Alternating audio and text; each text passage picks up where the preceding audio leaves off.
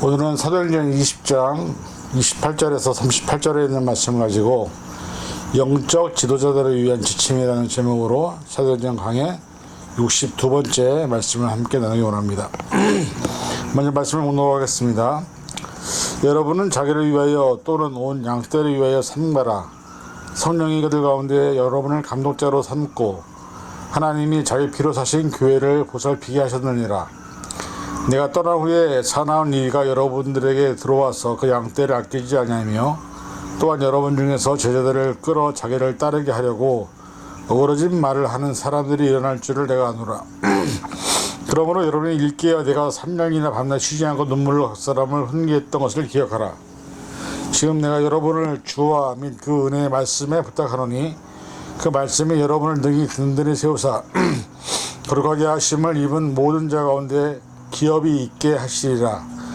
내가 아무의 은이나 금이나 의복을 탐하지 아니하였고 여러분이 아는 바와 같이 이 손으로 나와 내 동행들이 쓰는 것을 충당하여 범사에 여러분에게 모범을 보여준 바와 같이 수고하여 악한 사람들을 돕고 또 주 예수께서 친히 말씀하신 바 주는 것이 받는 것보다 복이 있다 하심을 기억하여야 할지니라. 이 말을 한 후 무릎을 꿇고 모든 사람들과 함께 기도하니 다 크게 울며 바울의 목을 안고 입을 맞추고 다시 그 얼굴을 보지 못하리라 한 말로 말미암아 더 근심하고 배에까지 그를 전송하니라. 아멘. 기도하겠습니다. 예루살렘 교회 지도자들을 불러서 마지막 유언을 하고 있는 바울의 모습을 봅니다. 그리고 자기가 떠난 후에 교회에 들어올 여러 가지 위험과 힘들고 어려운 순간들이 올 때에 영적 지도자들이 어떻게 깨어서 있어야 되는지를 부탁하고 있는 말씀을 봅니다. 우리는 지금 현재 너무나도 영적으로 어두워진 세계에 살고 있습니다. 그래서 사실 많은 사람들이 영적으로 분별을 하지 못하고 또 때로는 사람들의 말에 의해서 이리저리 흔들리는 모습들을 많이 보게 됩니다. 우리 영적인 지도자로 부름받았다고 한다면 이 말씀을 통해서 어떻게 하여야 영적으로 분별할 수 있는지를 돌아보게 하시고 말씀 안에서 깨닫는 지혜를 허락하여 주옵소서. 감사드리며 예수님의 이름으로 간절히 기도합니다. 아멘. 오늘 본문에 있는 바울과 또 예배소 장로들이 흘린 눈물의 의미가 사실은 지금의 이 시대를 대변한다고 해도 과언이 아닐 것입니다. 사실은 바울이 이제 마지막 유언과 같은 당부를 하고 오면서 자신이 떠난 후에 에베소 교회에 닥칠 여러 가지 문제들을 놓고 장로들에게 이제 부탁을 하는 말을 하고 있습니다. 사람과 사람이 만남을 갖는 것은 큰 축복입니다.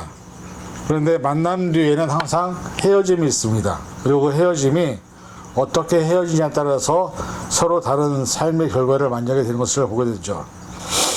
특히나 우리가 이제 그 자녀들이 부모님들이 살아계실 때 부모님에게 하지 못했던 효를 부모님이 돌아가시고 난 후에 눈물을 흘리면서 후회하는 모습을 우리는 수없이 많이 보게 됩니다.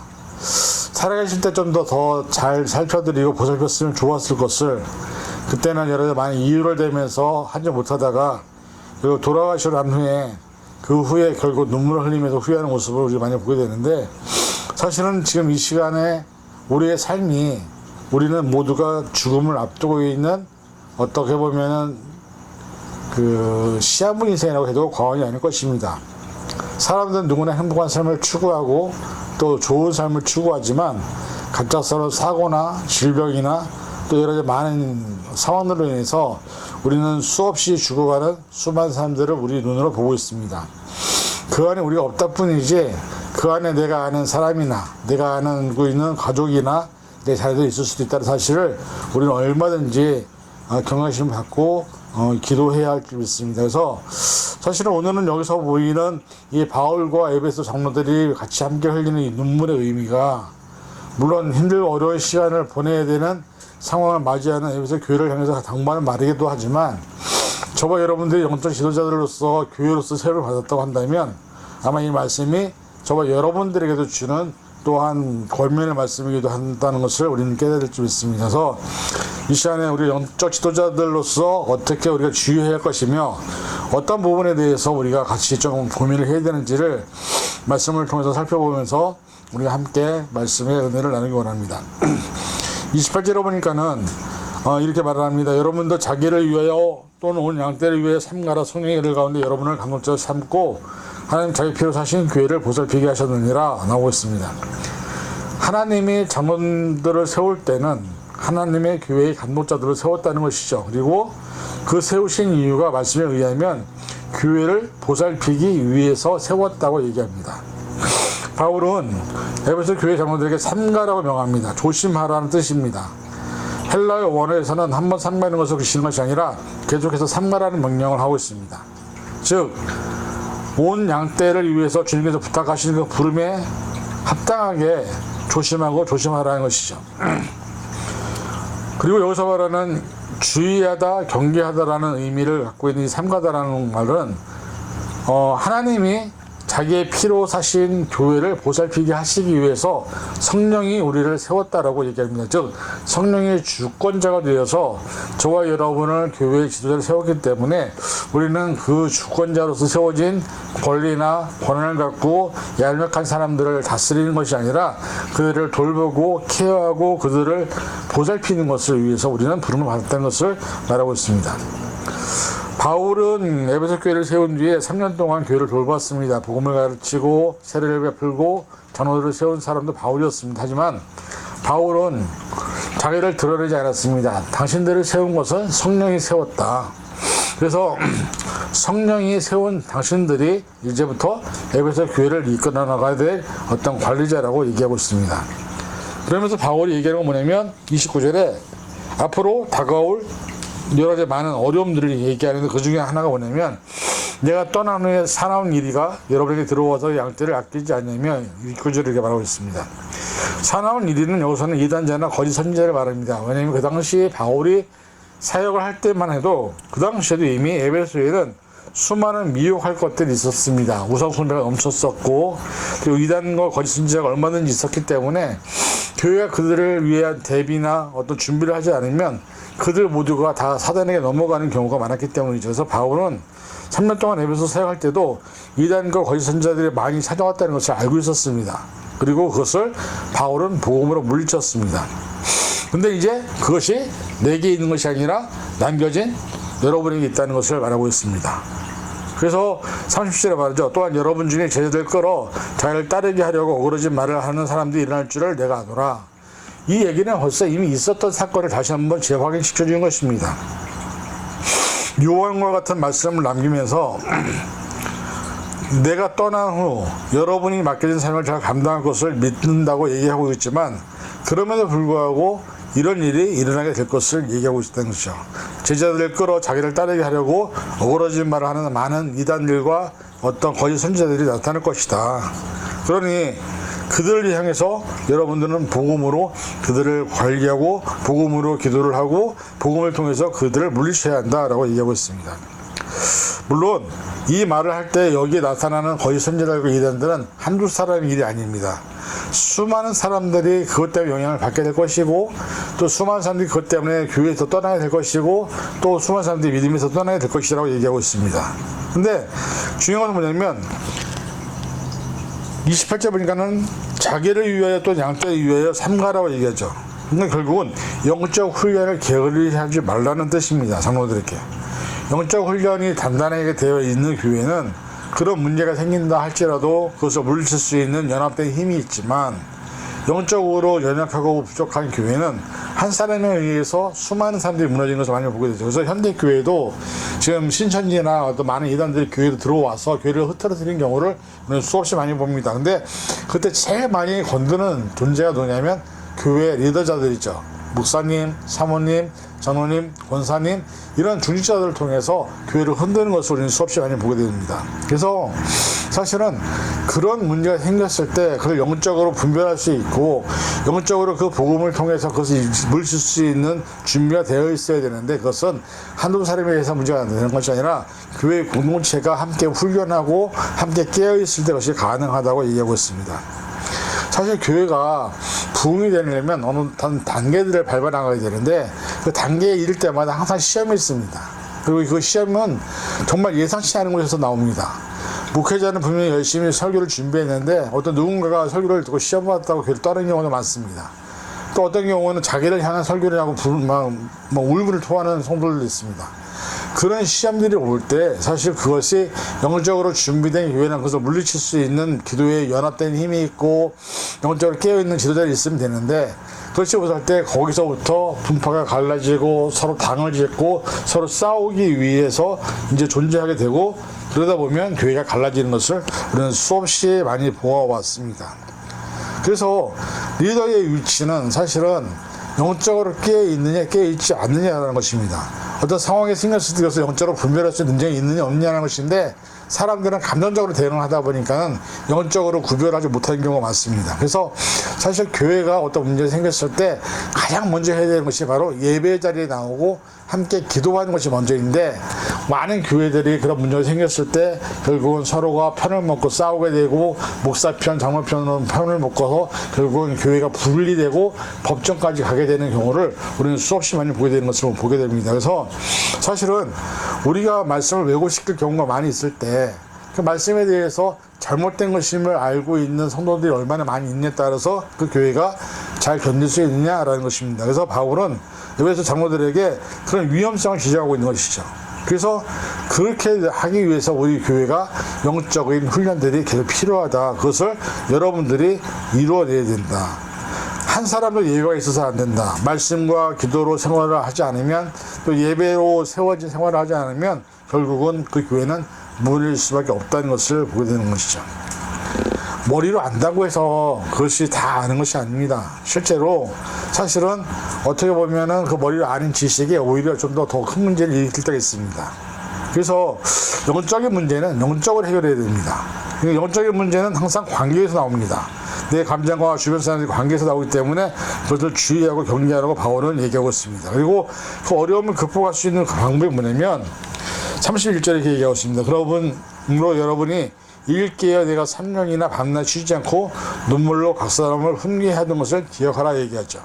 그러니까 바울은 3년 동안에 에베소 교회를 치료하면서 복음을 전했을 뿐만 아니라 복음을 듣고 예수님을 영접한 그리스도인들을 위해서 밤낮 쉬지 않고 눈물로 기도했다는 것이죠.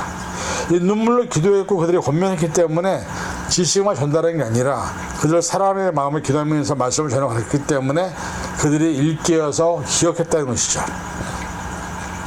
그러니까 바울의 에베소 장로들의 얘기라는 겁니다. 치료하고 권면하는 것은 한계가 있다. 그거보다 더 중요한 게 뭐냐면 교인들을 위해 눈물로 기도해라. 그럴 때 교회가 흔들리지 않게 된다. 여러분 그거 아십니까? 한국교회가 놀라운 부흥을 이룬 것도 사실이지만 놀라운 부흥을 이루면 잃어버린 게 한 가지 있습니다. 교회 안에 눈물의 기도가 사라져버렸습니다. 예전에 70년대부터 해서 90년대까지는요, 교회가, 한국교회는 눈물의 바다였습니다. 성령 운동만 하고 부흥만 하면 눈물로 메마르지 않았던 시간이 있었습니다. 그런데 2000년도부터 넘어가면서부터 사실 교회는 눈물이 말라버렸습니다.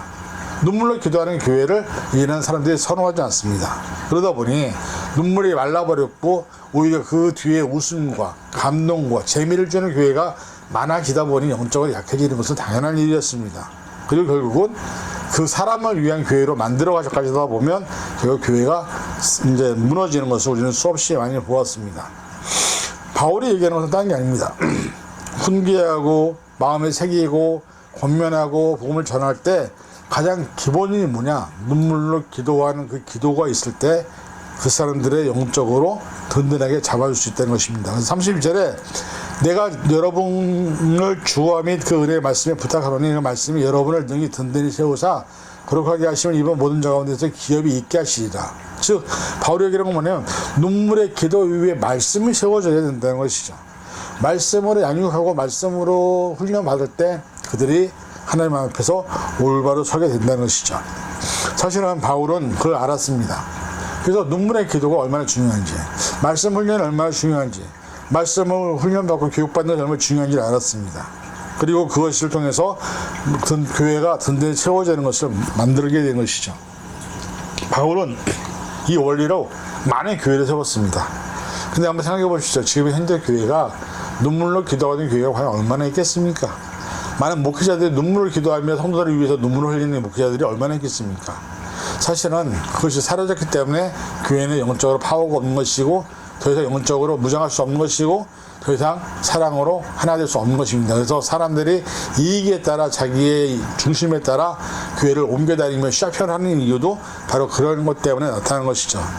눈물이 없는 교회는 더 이상 세워질 수 없다는 것을 바울은 우리에게 말씀하고 있습니다. 그러고 난 다음에 바울이 우리에게 말하는 것이 뭐냐면 33절에 내가 아무의 의인이나 금이나 의복을 탐하지 아니하였다. 바울은 자비량으로 선교했습니다. 그래서 바울은 교회에서 사례를 받는 것이 아니라 자기가 자비량으로 선교하면서 복음을 전했습니다. 그리고 바울은 교회로부터 교회 리더들 인정을 받았지만 교회에서 어떤 대가나 어떤 수고도 받지 아니했다는 것을 얘기하고 있습니다. 은이나 금은 의복은 그 당시에 세상의 물질을 대표하는 상징입니다. 근데 사실은 많은 목회자들이 은과 금과 이 의복을 탐하지 않습니까? 높은 명예, 그래서 박사가 있어야 된다고 생각하고 목사보다 박사가 더 우선이기도 하기도 하고 그 다음에 수많은 사람들이 교회를 통해서 돈을 벌려고 하고 교회를 팔기도 하고 그래서 교회가 수없이 많이 무너지는 것을 우리는 수없이 많이 보았습니다. 바울이 살던 시대도 똑같았습니다. 근데 바울은 뭘 말하냐면 내가 아무의 은이나 금이나 의복을 탐하지 아니했다. 내가 탐한 것은 오직 말씀을 상고하고 말씀을 가르치고 눈물로 기도로 세웠던 그들의 삶을 통해서 하나님의 역사를 나타냈다고 얘기하고 있습니다. 그리고 34절에 여러분이 아는 바와 같이 이 손으로 나와 대동행들이 쓰는 것을 충당해. 그러니까 바울은 자기뿐만 아니라 자기와 함께 일하는 동역자들에게 필요한 모든 물질도 자기 손으로 그것을 충당했다. 그래서 35절에 여러분에게 모범을 보여준 바와 같이 수고하여 약한 사람들을 돕고 예수께서 친히 말씀하신 바 주는 것이 받는 것보다 복이 있다 하심을 기억하여야 할지니라. 바울이 얘기하는 건 뭐냐면 수고하고 약한 사람을 돕는 것이 교회의 가장 중요한 핵심 요인이다. 그리고 받는 것을 좋아하는 것이 아니라 주는 것을 좋아해라. 선교와 전도와 복음의 실천과 사랑을 주는 것에 최선을 다할 때 교회는 교회로서의 사명을 회복하게 된다. 그리고 그것이 바로 영적으로 무장하는 우리의 모습의 가장 중요한 부분이라고 말씀하고 있습니다. 사실 우리 교회들이 전도와 선교와 어떤 복음에 대해서 초점을 맞춘 교회들은요, 재정에 그렇게 신경을 별로 안 씁니다. 왜냐면 그냥 다 써버리니까. 그래서 제가 아는 몇몇 교회들은요, 1년 재정에 대해서 12월이 딱 지나가면 남아있지 않습니다. 왜냐면 그 남아있는 모든 돈을 다 선교와 전도에 썼기 때문에. 그러고 난 다음에 새해 또다시 하나님 채우시는 은혜를 경험하게 되는 것을 보게 됩니다. 마찬가지입니다. 교회는 어려운 사람들을 돕고 그들을 서포트하고 그들을 도와서 자리 잡게 하고 이렇게 하는 것이 교회의 사역인데 우리가 너무 교인들만을 위한 교회로 살고 있는 것은 아닌지 우리 스스로 돌아봐야 한다는 것이죠. 우리 교회 주변에는 아직도 많은 힘들고 어려운 사람들이 많이 있다는 것을 기억할 때 우리 교회가 그들을 위해서 조금이라도 도울 수 있는 도움의 손길을 주는 것이 우리가 교회로서 감당해야 될 사명이라고 바울은 말을 하고 있습니다. 그렇게 바울은 내가 해왔던 삶의 모습, 내가 살아왔던 삶을 통해서 교회가 어떻게 살아야 되는지, 교회가 어떻게 존재해야 되는지, 교회가 어떤 일을 해야 되는지를 에베소 장로들에게 부탁을 하고 있습니다. 이것이 자기의 죽음을 앞둔 유언이었기 때문에 사실은 간절했고 그 말이 그들에게 정말로 잘 들어가서 그들의 삶을 통해서 그것이 나타나길 바랬던 것입니다. 그러고 난 다음에 작별을 함죠. 36절에 이 말을 한 후에 무릎 꿇고 모든 사람과 함께 기도했다고 얘기하고 있습니다. 마무리 기도를 했다는 것이죠. 그 기도를 했을 때 사람들의 눈에서는 눈물이 날 수밖에 없었습니다. 왜? 바울이 진심만이 이 고백, 이 유언을 자기들이 다 알았기 때문에. 예수님이 사실은 왕으로 오셨지만 왕으로 한 번도 행사하신 적이 없습니다. 예수님은 시장에서 또 어린 사람들, 병자들과 가난한 자들과 또 어떻게 보면 지생들과 함께 생활하면서 그들에게 복음을 전했던 것을 보게 되시죠. 중요한 것은 뭐냐면 교회가 무릎을 꿇고 기도하는 이 기도의 모습이 사실은 시장교회의 가장 아름다운 기도의 모습이었다는 것이죠. 무릎을 꿇고 한 사람이 함께 같이 모여서 기도한다. 이것이 얼마나 아름다운 모습입니까? 사실 미국에는 미국 사람들은 절대 무릎을 꿇지 않습니다. 근데 한국 사람들은 저 어릴 때만 해도 교회에 앉았을 때 마룻바닥에서 예배를 드렸기 때문에 무릎을 꿇고 기도하는 것이 되게 아주 일상적이었습니다. 그런데 어느새부터인가 이제 교회에서 의자를 놓게 되면서 또 에어컨을 놓게 되면서 사실은 이제 무릎 꿇지 않게 되는데, 사실은 우리가 무릎을 꿇고 기도한다는 것은 그만큼 내가 간절하다는 것이죠. 우리의 모든 소원과 기도의 제목을 하나님께 올려드리는 것, 그 다음에 나를 항복하는 것, 내 의지와 내 고집을 꺾고 하나님께 모든 걸 드리는 것에서부터 시작할 때 우리가 하나님의 뜻을 온전히 세울 수 있다는 것을 보여주고 있습니다. 그래서 사실은 그들이 기도했던 건 뭐냐면 37절에 다 크게 울며 바울의 목을 안고 입을 맞추고, 38절에 그 얼굴을 다시 보지 못하리라 한 말로 말미암아 더 근심하고 배에까지 그를 전송하니라. 그들이 함께 울며 기도하고 난 후에 한 행동은 바울을 이제 보내는 그런 일을 갖게 하는 것이죠. 사실은 이 일이 에베소 장로들에게 크게 남았기 때문에 에베소 교회는 그 후에 놀라운 성장을 하게 되는 것을 보게 됩니다. 마찬가지로 우리가 주님의 명령을 받은 사람들로서 우리를 통해서 하나님이 땅끝까지 이르러 내 증인이 되라 하신 말씀은 우리는 실천해야 될 존재들입니다. 근데 그 존재들이기 때문에 우리는 그 말씀 앞에서 내가 예수님이 부탁하신 말씀들을 잘 새겨야 한다는 것이죠. 우리에게 제사장의 직분을 주시고 왕같은 제사장으로 또 우리를 불러서 증인 삼으신, 편지로 삼으신 그 예수님의 뜻을 잘 깨달을 때 우리의 삶을 통해서 우리가 편지로서, 그리스도의 편지로서 또 예수님의 증인으로서 온전한 복음의 증인이 될 수 있다는 것을 바울은 우리에게 잘 보여주고 있습니다. 바울은 이제 에베소 교회 장로들뿐만 아니라 지금 우리에게도 똑같이 이 말씀을 통해서 전달하고 있습니다. 영적으로 깨어있어라. 그리고 영적으로 힘을 합쳐라. 교회 공동체가 영적으로 깨어있어라. 그럴 때 교회가 하나님의 교회가 될 것이다 라고 얘기하고 있습니다. 예수님이 말씀지 말에 이만한 믿음을 보고 있냐고 하신 말씀에는 큰 의미가 담겨 있습니다. 우리가 그 요한계시록 가면 14만 4천 명의 인받은 숫자 나오지 않습니까? 근데 뭐 이제 거짓 종교들이나 이단에서는 이걸 자기들의 숫자를 얘기하지만 사실은 그것은 어떤 의미냐면 그만큼 세상에 하나님께 인정받는 사람의 수가 많지 않다는 것을 의미합니다. 수많은 사람들이, 수백만의 사람들이 예수를 믿어도 하나님께 인정받는 사람들은 그렇게 작은 숫자밖에 안 된다는 것을 영적으로 우리에게 의미하고 있는 것입니다.